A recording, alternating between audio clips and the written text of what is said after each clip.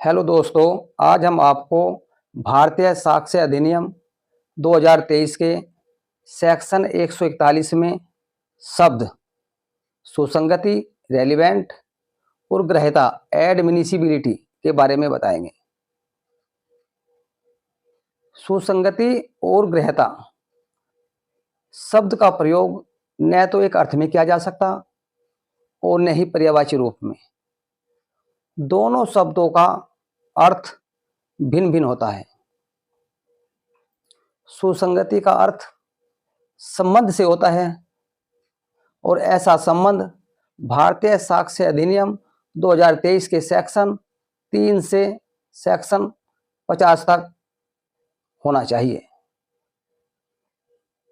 यदि कोई संबंध सेक्शन 3 से लेकर सेक्शन 50 के अंतर्गत नहीं आता तो ऐसे तथ्य का साक्ष्य नहीं दिया जा सकता। ग्रह्यता के बारे में न्यायालय भी निश्चय करता है कि किसी तथ्य पर दिया जाने वाला साक्ष्य ग्राह्य है या नहीं। जब न्यायालय के सामने कोई तथ्य साक्ष्य के रूप में प्रस्तुत किया जाता है तो सर्वप्रथम न्यायालय प्रस्तुत करने वाले व्यक्ति से यह पूछेगा क्या वह सुसंगत है। उसके बाद न्यायालय ऐसे तथ्य के बारे में जिस पर साक्ष्य दिया गया है यह देखेगा कि क्या वह ग्राह्य है।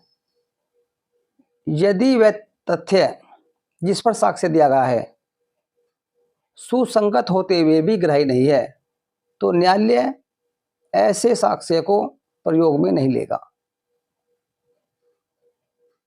यह जरूरी नहीं कि जो तथ्य सुसंगत हैं वे आवश्यक रूप से ग्राह्य हो।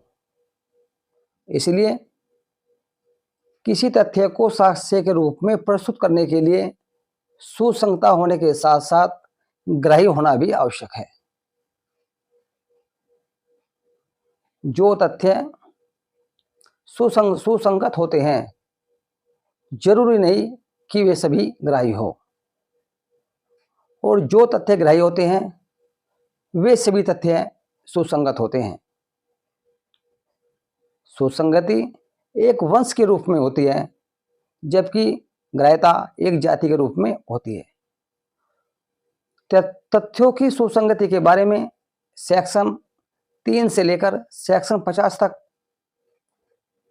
दिया गया है, जबकि ग्रह्यता का विनिश्चय न्यायालय करता है कि कहीं किसी अधिनियम द्वारा ऐसे सुसंगत तथ्य को अग्राह्य घोषित तो नहीं किया गया। एग्जाम्पल के तौर से ए व्यय पर दावा करता है कि उसने 500 रुपये उधार लेकर अदा नहीं किए और उसने उसके पक्ष में प्रो नोट लिखा था और प्रो नोट को न्यायालय में दाखिल करता है जो स्वीकार है, किंतु उस पर टिकट नहीं लगा था। जहां सुसंगति का प्रश्न है तो ऐसा प्रो नोट सुसंगत है किंतु टिकट न लगा होने के कारण अग्राह्य है, इसलिए उसको साक्ष्य के रूप में प्रयोग में नहीं लिया जा सकता। यदि आपको हमारी ये वीडियो अच्छी लगी तो आप सब्सक्राइब, लाइक, कमेंट्स और शेयर कीजिए और हमारे चैनल पर बने रहे। धन्यवाद।